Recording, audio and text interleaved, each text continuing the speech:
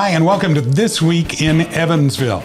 I'm Johnny Kincaid, and we're really glad that you've taken a little bit of time to join us here on This Week in Evansville. I want to remind you to be sure to like us, and please, by all means, subscribe so you don't miss a single episode of the show. Now, I know that we've been absent from doing shows for a little while here. I've had some health things that I've been dealing with, but doing great now and looking forward to back-to-back shows as we draw close to the city elections in Evansville, and we'll have lots of coverage of what's going on with those elections. You might also notice that we've got a new look to the studio here, and that backdrop is thanks to the crew here at Citygate. Big thank you to Janet Douglas and everybody at Citygate for their work on getting the studio ready so that other people are also going to be able to use the facility to do podcasting. We're almost ready for that to take place, so look forward to getting more news on that in the near future. Now, there are a couple of things coming up at Citygate that I want to let you know about because these are really interesting. First of all is the Constitutional Live class. This happens on Thursday evenings from 6 till 8 at Citygate, and this is just a phenomenal class. I went to the first session of it, which is just kind of the introduction to it, and I can't wait for the ongoing sessions of this class. It's 8 weeks long, and just absolutely amazing. Again, Thursday evenings, and you can look up information on Constitutional Live online. Also, coming up is Pray for Evansville. It's prayers for our city every week, and Tuesdays at noon is when we're going to be doing those prayers. Want to invite you to become a part of that prayer group. This is an opportunity to be a prayer intercessor for the city that you live in, and we're going to be praying for our elected officials, for our business people, for our first responders, for churches in the community, and so much more. And we want to invite you to become a part of that prayer group. Again, it's going to meet every Tuesday at noon starting on October 2nd. And I know that start date. I know it's Fall Festival. But you can pass the corn dog up for one day and come and pray for our city instead. All right? We'll be looking for you here. Time for some quick hits. These are some of the just short look at some stories that we're looking at this week in Evansville. Coming up, the Republican Assembly of Indiana Southwest Chapter, that's RAINS, has their Constitution Day dinner coming up on September 28th at the Bower House. Now, okay, this is actually a new group that is formed, and this is their first big event that they want to invite people to. And you can get more information by just looking up RAINS, RAINS, on Facebook, and you'll find their Facebook page and be able to link over to the information page on the Constitution Day dinner. That is on September 28th at the Bower House. The keynote speaker there is going to be Lieutenant Governor candidate Micah Beckworth, and Micah is a really interesting guy who well, we're going to get him in to share his story so that you get a sense for Micah. But he is looking to become our next lieutenant governor here in the state of Indiana. Fire Chief Mike Conley has resigned from his position, and he did so rather abruptly. This was a little out of character, I think. I love Mike, and great guy, and I think he's done a tremendous amount for the city of Evansville. But he sent just a very, very short email on September 14th to the Human Resources Department at the city, and here's all that the email said. As fire chief for the city of Evansville, it has been my honor to serve the community for 29 years. He goes on to say, I am retiring from the department today. That's it, 2 sentences, and he's gone. Well, I, for one, am going to be sorry to see Mike go. The Evansville Rescue Mission has sold Camp Reveal. The price tag, $2.2 million. Now, Camp Reveal is bought by a couple that have done a lot with the rescue mission and with Camp Reveal, so they're very familiar. They're going to keep things much like they are and probably infuse some new energy and some new things into Camp Reveal. So be looking for more on that. But the big note is that the rescue mission has sold the camp. Speaking of selling real estate, Amy Word is selling Lamasco Bar and Grill. The asking price for Lamasco is just a little bit over $1 million. That includes the business entity, the land, the building, and of course the liquor permit as well. And that's your quick hits here on This Week in Evansville. Now, here comes the main topic for us today. We're going to try to unwrap this whole thing that you've probably heard about with the city leasing streets in order to pay for some improvements to the stadium. And this gets really dicey, and even people in the city council have referred to it as creative financing. So first of all, there are needs there at the Ford Center, some things that they absolutely do need. It's been around for a dozen years. The upgrades are really needed because some things become outdated over the course of that time. For example, the system that controls the scoreboard and the lights around the rim of the arena, that still runs on Windows XP, and there's definitely a need. And anything electronic, you have to realize 5 years is a long life for electronic stuff. So, it really is an overdue thing. They're talking about adding in some self-service kiosks as well. $9 million is the price tag to do all of that. But it's not in the city budget. So that's where the creative financing comes into play. All right. So let me see if we can. It's hard to explain without it sounding flim-flam, which it is kind of flim-flam. But we'll cover that in a second here. Okay, so what the council approved is a resolution that will allow the City of Evansville Redevelopment Authority to issue bonds up to $9 million. Now, because those expenses weren't budgeted for, they refer to this as an extraordinary emergency that exists for the necessary funding. The council had approved previously for the Redevelopment Authority to be able to lease those streets to the city's Redevelopment Commission. Understand, we're talking two separate entities here, right? Redevelopment Authority, they have control over streets, and Redevelopment Commission is authority over the arena. So they're taking about 6.5 miles of streets, 6 1/3 miles, where the streets, 30 streets in total, and they are leasing them from one arm of government to the other arm of government. Now, the idea is that local income taxes have been pledged to cover those payments, but there's also a sense, at least from the city's attorney, that the money will actually come out of either casino funds or TIF funds, and that those lease payments then will cover the cost of paying back the revenue bonds. It's kind of an exhausting explanation. So, Missy Mosby joins us now. Missy is the city council person representing the 2nd Ward in Evansville. Thanks for coming in, Well, Missy. thank you for the invite. I'm still confused. I know. Was I anywhere near what we're actually doing here? And I do want to say I voted against that. Yes. There were 2 council members. I was one of them that did not support this. Missy and Ron Bean were the 2 people with enough sense to say, let's not do flim-flam here. Okay, so the explanation sounds complicated. Yes. People are confused as all get out because they're going, well, does this mean that the city is letting private entities take over streets, or are they selling naming rights to streets? Which, if you're going to do that, I'm looking for Johnny Kincaid Way, and I'll be really happy with having that street named after me. Yes, but honestly, after this passed, the next day I was inundated with phone calls from people. I'm a realtor during the day as well. They were wondering, did you sell our subdivision? Did you sell our streets? What does that mean? Is there going to be a toll trying to enter our subdivision, or what's going on here? So I tried to explain to them, basically it is a creative financing in order to use some of the Evansville's assets for them to do bonds. Okay, so let's address the emergency Yes.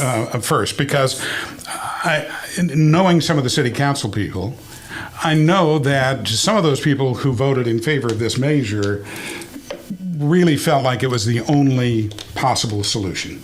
Yes, and that's kind of the way it was proposed to us, but it's very alarming and concerning to me that they've known about this for quite some time, but it hasn't been put into the budget. And when I voted no, I mean, that is basically what I said, that, it concerns me that you're putting our back up against the wall saying we have to vote for this or we won't be able to keep the Ford Center open and running and get the concerts and the ball games and stuff that we need. But to me, there should have been better planning. I would say about a dozen years ago, somebody should have been looking at this from that standpoint of, okay, electronics are going to change. We need to have that in the budget. We need to have these other maintenance issues go. But they didn't do that.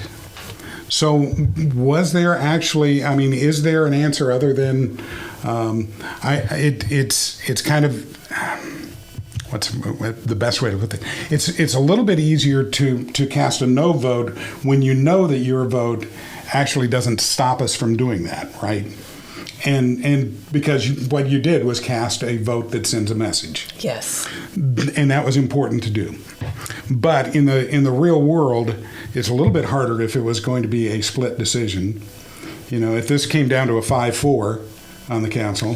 Yes, but I'm the second vote. Mm-hmm. So right. I didn't know how this was all going to turn out. And in my heart of hearts, when it's going to be another $500 million for 10 years that the taxpayers have to pay, it scares me and it concerns me. Well, and the city is in debt right now anyway. Yes. We have, it's close to $1 billion in bond debt that the city of Evansville has at this point. Yes. And so this is just throwing another $9 million on top of that.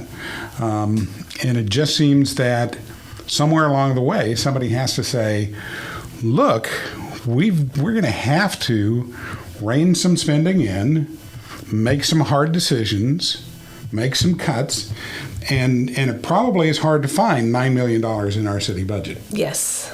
But it's just very alarming, as you're saying. Things need to be done and things need to be upgraded at the Ford Center. I completely understand that. I love the Ford Center. I love going to U of E basketball games, concerts, and everything. But I don't feel that all that $9 million had to be spent. We don't have to upgrade the kiosks right now. That's something that we could have done later. Mm-hmm. That's more of a want and not a need. The ribbon boards, yes, those need to be done, and I think that was right at $5 million. Still a lot of money, but not $9 million. My other observation, just as the casual person, because none of us on the outside understand the workings of the city, and some people in the city don't understand the workings of the city.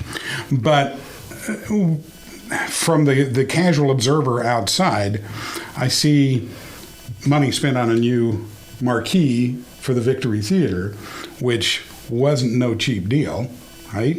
Exactly. And it would seem more to reason, because that was it wasn't broke, we don't have to fix it kind of scenario. Yes. That you would take the money that you would spend for that and you would instead funnel that over to the Ford Center to help cover some of these upgrade costs. Yes, and that has been my concern all along for many, many years, that, we always want these bright, new, shiny objects, but we're not taking care of what we currently have. And I've been preaching for the last, can't even tell you how many years, where's the repair and maintenance line item in our budget? And had we had that for the Ford Center, we would not be discussing this today. We would not be leasing roads. And if you read some of the, I'm ashamed to admit it, but I read the City County Observer on a fairly regular basis, which I'm sure you do too. I read it as well. Okay. So there are those who really feel like there was, that the new stadium, there are still people who think that we should be using Roberts Stadium now, right? And I'm not in that camp, but I remember it was them saying this is going to pay for itself. is going to be self-sustaining. It's going to carry its own weight. It's going to make a profit for the city. And it's not. And it's not. And I know that, yes, there are revenues from hotels and from restaurants and all of those other things. But as far as the facility itself, it is not doing what they had originally said it was going to do. No, it's not, doing what they had claimed would happen in order to pay for. Well, if it was doing what it was set out to do, we wouldn't be having the conversation, because we would be having revenue and making revenue, and this all would have been taken care of. And a lot of people think that the answer in construction actually would have been to go bigger, to attract some of the bigger concert tours and everything, because there's a line, or used to be a line, at about 15,000 seats, yes. where if you were under that threshold, they didn't want to perform there.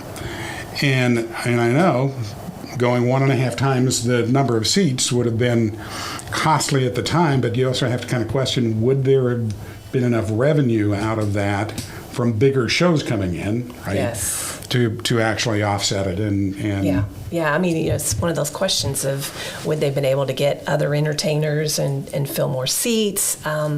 It's just, unfortunately, it was built to this capacity, and we're not putting repair and maintenance in the line item for the budget, and now we're having this conversation. Mm-hmm. But unfortunately, we're having this conversation about many things. So repair and maintenance is lacking in our parks mm-hmm. and other entities in the city, our roads. Have you? I went down to the riverfront the other day, and I was looking at the city of Evansville sign. Yeah, the V is missing. The V. Yes, and I thought that was when that plaza was built. It was meant to be a showcase for the city, and it's like, why has nobody looked at this sign and gone, we need to fix that? Yes. Or at Garvin Park, there are obvious things with the fountain and some other issues there. And this is, you're right, it's endemic. It's all around the city park system. Yes. I mean, we've, like I said just a few minutes ago, we've got to quit spending money on bright, new, shiny objects and take care of what we have, and make sure we have the repair and maintenance set up to, take care of what Evansville's great treasures are. Exactly right. And we've got treasures here. Yes. There are those of us like me. I wasn't born in Evansville, but I chose to live here. And it didn't take long being in this community for me to say, this place is someplace special, and I want to stay here. And I've had friends that have come in from out of town and gone to the fall festival and things like that, and they've gone, Evansville has something that the rest of the country doesn't have. Exactly. And it's intangible. You can't put your finger on what it is. But there's something in this community, and my fear is that we might be losing that to some degree. And I'd hate to think that, because, I sell Evansville every day, and I love relocating people here and showing them our little hidden treasures. And, every time I follow up with people that I've relocated into the tri-state area, they love it. They love the people, they love the amenities, they love the parks, and they love the special little events that our community hosts that other communities don't have. And, we've got to make sure we continue to make that grow and continue to take care of our treasures in Evansville. It's a great community, great place to live, work, and play. Yes. And we've been stagnant in growth. And part of that, I think, is, I've always said we have an aw shucks mentality in Evansville, right? Yes. We kind of kick the dirt and go, oh, we're not really anything special here.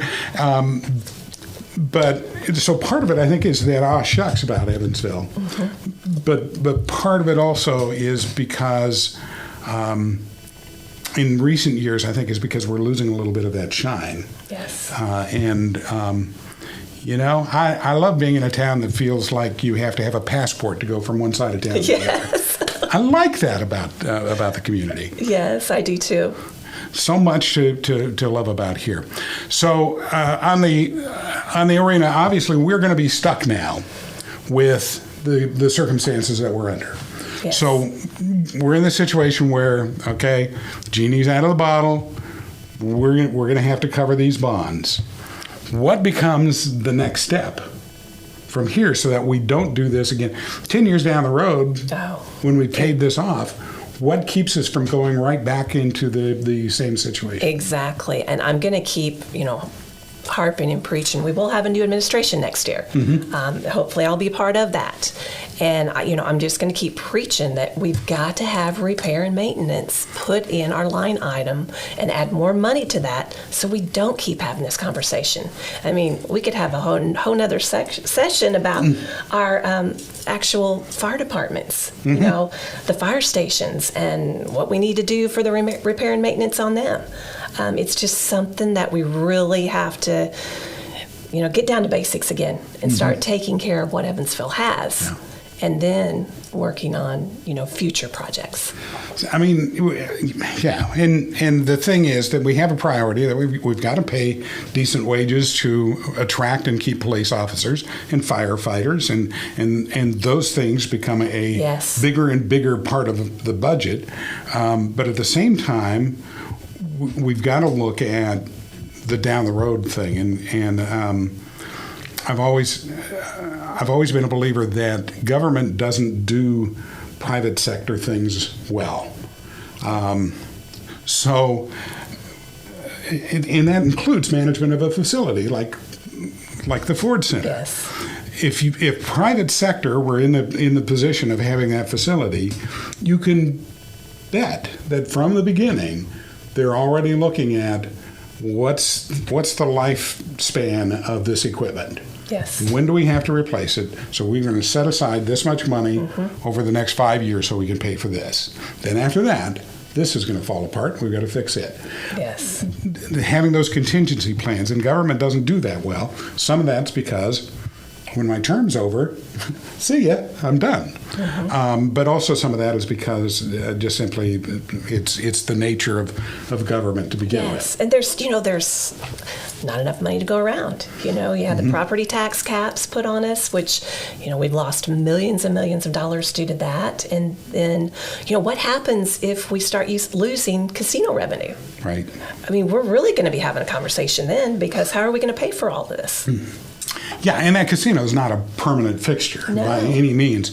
It's like so many other things. There's so much more competition in that arena that the casinos have to be looking at cuts in revenue, which means it cuts what the city gets from the casino, which means then we have less money to work with. And when we're talking about, we're going to pay back the bonds, realistically, we'll pay it out of casino funds. Well, maybe that casino won't be paying that much money 5 years from now or 10 years from now. I mean, we hope they do. We hope so. And that's why I couldn't, within my heart of hearts, I couldn't support that, because it's just too much to be put on our taxpayers. That's $500,000 more a year for 10 years. And, it just really concerned me, and I just couldn't do it. Yeah. Well, I appreciate your vote on that. I really do, because I'm, I don't make any qualms about sharing where I'm at philosophically on things, and we've been on the other side of issues before, right?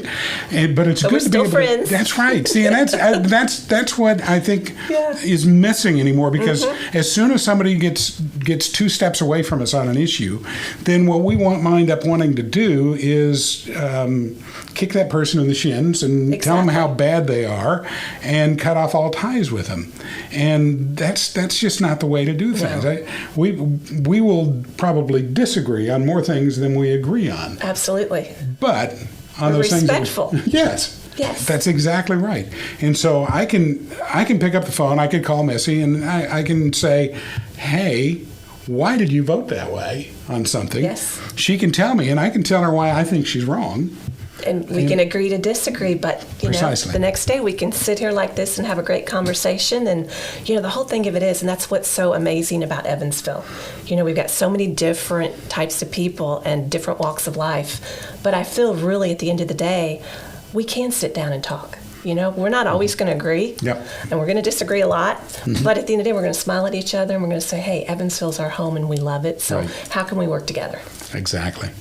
Missy, thank you so much for your time Thank today. you. It's always a pleasure. I really appreciate you coming in today. Mayoral candidate Michael Daugheerty is coming up in just a second here. But first, I want to let you know about something really special coming up. Chemo Buddies has teamed up with area high schools to present All Cancer's One Fight Night at football games. It's a very special evening to recognize everyone who's been affected by cancer. Look for the One Fight tent located at the Castle Knights game Friday night, September 22nd, and at every one of the EVSC high school games adopting the One Fight theme for their games on September 29th. Now, when you attend those games, you'll be able to purchase an All Cancer's One Fight t-shirt for just $5 while supplies last.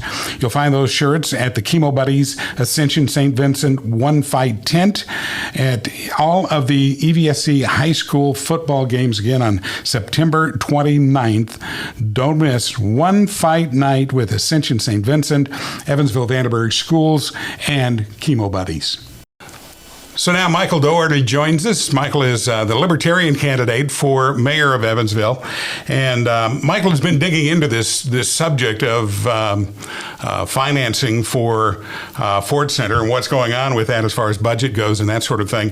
The city council really kind of stepped in a big pile of something with this, didn't they? Yes, they did.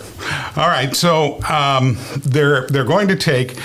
And even the explanation just kind of makes you step back and go, is something hinky going on here or what? But it's a way of shuffling money around and then letting bonds eventually pay for that.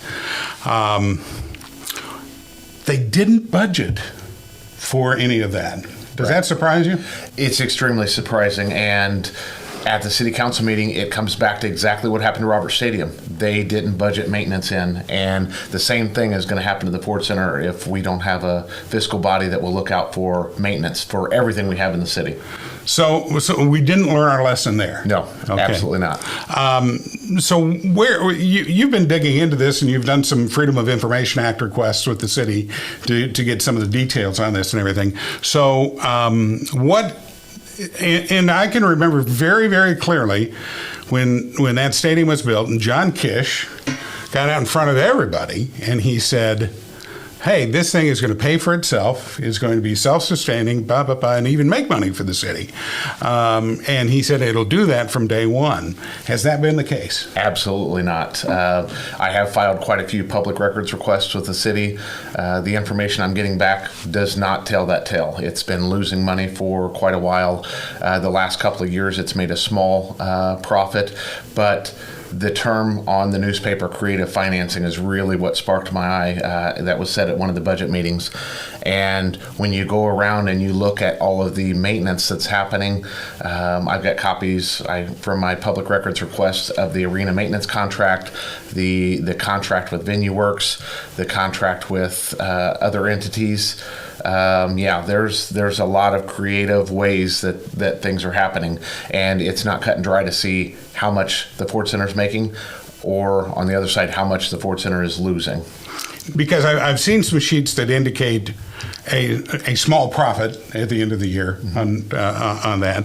That came from my public records request. Yeah. Exactly, but I guess the issue is if for example, with my home, if I haven't budgeted for maintenance on my home and I just let it go until it gets to the point where it's an absolute dire emergency, then my only choice is I've got to borrow money to do that. And I think that the city council, I think those council people probably in their votes felt like, well, this is the only answer we have. Yes, and it was pressed upon them by the people pushing, saying, hey, you don't have a choice. And it was almost a threat that, if you don't get a new scoreboard, we're going to lose out on opportunities. Opportunities to lose more money. That's the way I look at it. And they are not maintaining anything. And I pointed out at City Council that $3 million scoreboard ribbon board has a life of 10 years, is what was stated. and we don't even make enough money just to cover that. And I understand there are other aspects to revenue generation and economic development, hotel revenues, things like that, but it's not been accurate that the Ford Center has stood on its own. And that's just one small aspect of the arena. The other is I have additional public records requests for who pays what. All of the contracts and everything is hidden. So I've got my legal team working on ways to try to bring that to light. Okay, and so what becomes? I mean, we're in this situation where the deed's been done years ago, right? And they tore down Roberts. They built this new facility downtown, and now here we are in this $9 million mess. What's the solution going forward? I mean, first of all, would we have wanted the city council to let those maintenance issues go any longer than this, right? And I think that's a very valid question. Yes. Is it a big enough emergency that we absolutely had to act right now? I personally don't feel so. I do not know the issues with the current scoreboard, but the concession stands, they're going to add kiosks that are going to take jobs away from local people. And the statement was, well, they're having trouble finding people to work. But the improper maintenance is not futile to where the building's going to shut down. It's not a leaking roof. It could have been put off, but it wasn't. It was pressured to do this now, and that's now we're adding $9 million in additional debt. And so people get an idea of the timeline here, because the city, when was the budget process finished up for the city? It was in August. They had the 2 days of budget hearings. I was at both days of budget hearings, and they presented the capital projects budget, which I got a copy of, and that line item was on there. So they had plenty of time to do the research, but apparently nobody did. So from August, we established a budget for the city. They did have this as a line item, right? Okay. So that's a relief, because I thought maybe they had just gone through the process and never even put it in. But how do you reconcile passing a budget that you can't meet? I liken it to you and me as citizens. If we're extended out all of our credit, we open another credit card to pay for those credit cards. That's exactly what Evansville's doing. And we need to elect leaders that will stand up and be fiscally conservative and be good stewards of tax dollars. Okay. What else did you learn about the financial situation that Ford Center's in? Well, I went to the city council and I just asked an honest question as a citizen: how much in debt are we to bonds for the city of Evansville? And I did not get an answer. I said, we'll find that out. If I'm an elected official, the fiscal body of our city, before I approve any more bonds, I would want to know what our current debt ratio is. Just like if I'm going to buy a car, I want to know what my current income and expenses are. The city should know that too. So that was a huge concern of me as a citizen to know that our city council didn't have that answer. I know that answer, and I'm going to be bringing it out here through my public records requests here in the coming days. But I'm trying to give the city council a little bit of time to see if they will answer properly. So that's a huge concern. The other line item budgets that they're making, it's almost liken it to robbing Peter to pay Paul. I'm just saddened at our current economic state and our current financial state of the city of Evansville. We just seen Sturgis, Kentucky, file bankruptcy. Their mayor resigned. Their entire city council resigned. I don't think Evansville's far off from that. Well, now, wow, that's like shocking. Here's a number that I've heard bounced around as far as how far in debt Evansville is $1 billion. Is that somewhere in the neighborhood? Yeah, absolutely. Yeah. My gosh. $1 billion in bond debt. And we had at one point been operating, I believe, with a surplus. Yes. In previous administration. Yes, in the previous administrations, we always had a rainy day fund, which I thought was required by ordinance, but that we had a rainy day fund where if something happened at the Ford Center, we would have it at Robert Stadium. We had rainy day funds. We have rainy day funds for the city. I cannot find that in our current city administration. And which may be why almost every time that I look at an agenda for a city council meeting, there's always a time, and I don't know how frequently they do this, so I can't say always, but there's a time where they have Russ Lloyd come in and talk about what funds they need to shuffle, basically. Yes. There's always a line item that says inter-fund transfer. Mm-hmm. And I have a huge concern with that as a tax-paying citizen, that at the budget meeting, Councilman Weaver asked Deputy Mayor Schaefer, who is the acting parks director, what happened to the Hartke pool. And it was stated that we went over on another project, so we had to take that money. So those interfund transfers, I personally believe, should have to come back in front of City Council before money is used for another project. The project was approved for this. It should be spent for that unless you come back and get approval from our fiscal body, City Council. City Council should be managing that. It just all, and I think maybe one of the bigger issues is just the fact that the public, for the most part, kind of sits back and lets it happen, and we don't. This is why people talk about term limits, and then they say, "Well, voting is the term limit on somebody," but it doesn't wind up working that way because the incumbent always generates so much fundraising. Mm-hmm. Yes. And they get so much exposure that it's hard for anybody to come in and run against an incumbent and win. So you don't wind up with the turnover happening in public office the way that it really should.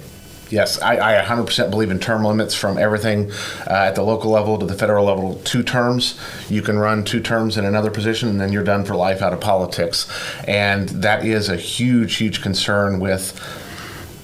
I don't want to put the burden on the citizens because there's a lot of details in this. I don't want to go as far as to say they're hidden, but they're so complex that I have CPAs looking at the budget and this financing, and it's difficult. It's hard for them to wrap their head around. So somebody with accounting degrees, I've got an MBA and I love numbers, and so I was looking through the budget, and it is extremely complex, and I believe it's convoluted and complex intentionally so that it's difficult to trace where the money's going. So I would really, really want to see the mayor be transparent, city council be transparent. And just like on the federal level, I wish every bill had to be voted on individually instead of stuffing these large bills with a bunch of little pet projects. The same thing should happen at our local level. So, and how often, from an accountability standpoint here, how often does the city get audited by the State Board of Accounts? I've been trying to find that out. I was told we're audited annually, but we're not audited annually. We are given a recommendation annually by the State Board of Accounts. I cannot find. I've looked through the documents. I've been told by city officials where to look on the State Board of Accounts website. I cannot find our last fiscal complete audit. Wow. Because I know that it's happened. I know that, and because I remember, and I don't remember what year it was even, but I remember there being a little bit of controversy about information getting leaked out of that audit at the time that it came out, that some people weren't happy about it getting leaked. So that accountability factor, I mean, transparently, we should know the results of an audit. Mm-hmm. We should actually know what the recommendations are from the State Board of Accounts. Absolutely, and that's where day one, if I'm elected, we will have a full forensic audit from the State Board of Accounts. The elected officials need to realize that we work for the citizens of Evansville, and that's what people can expect if I'm elected mayor. I will be a true good steward of public trust and transparent to all of our citizens, and this creative financing will go away with my administration. So the genie's out of the bottle as far as the stadium is concerned and their immediate needs, right? We're not going to wind up going back on that. That's already been voted on. Train's moving. So what's the solution, though, in the future, starting with next year's budget process? What's the solution to make sure that we don't find ourselves, software goes through cycles where it changes, and in business, you're aware if your equipment, if your software is more than 5 years old without being updated, you're behind the ball, yes, right? Yep. So that there's that cycle where everything has to be upgraded. What's the answer for the city so that we're not looking at a $9 million bill hitting us all at once? We need a leader that has the visionary forward thinking to look at the budget. We need a controller that works hand in hand with the mayor, and they find out exactly what all maintenance needs to be done, and they bring that in, and as well as being good stewards of the money that's currently coming into the city. And we need to work with city council, work with everybody to find ways to make sure that we maintain everything properly. Our parks is another example. I've done some videos on that. I believe we have budgeted for 2024 $100,000 for our neighborhood parks. Not enough. But we have to look forward, just like I do. If I know I'm buying a vehicle for my family or my business or something, I know it's got a life of this, so I budget a new one in 5 years. We know what our needs are going to be for the Ford Center. We need to drill down at all the contracts to see what everybody's paying, because I've been told that there are people that are paying $0 to utilize the Ford Center. That's a big issue. Why are the taxpayers subsidizing somebody's rental of the Ford Center? And we need to see all of the contracts, all of the revenue that is currently being creatively kept in spreadsheets that make it hard to find. Okay. Is there anything else you'd like people to know about what's going on with financing of the Ford Center? Just again, my biggest concern, and I'm drilling down with my public records requests to find out exactly what's happening. I've been the only one at all of the budget hearings. I've been the only mayoral candidate at all of the city councils to try to find what's going on. And I actually had a city council person say, I am extremely excited that you're taking interest in the city budget, city council meetings, and that has been noticed. The taxpayers and voters haven't noticed that yet, but all of the elected officials have noticed that I've been there. I've been turning over the rocks to find what's going on, and our taxpaying citizens can expect more of that if I'm elected mayor. I will work hard for our citizens of Evansville. Michael, thank you for coming in. Thanks for having me. Really appreciate it.